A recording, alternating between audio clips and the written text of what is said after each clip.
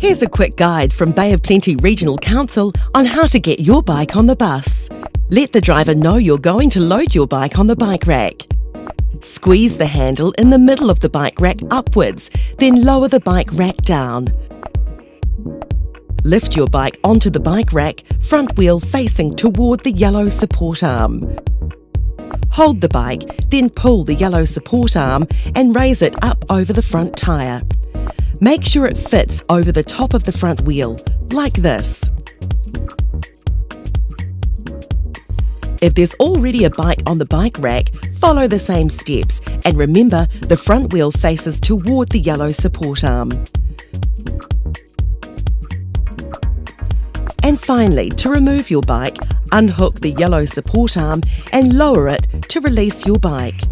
Then lift your bike from the bike rack onto the footpath.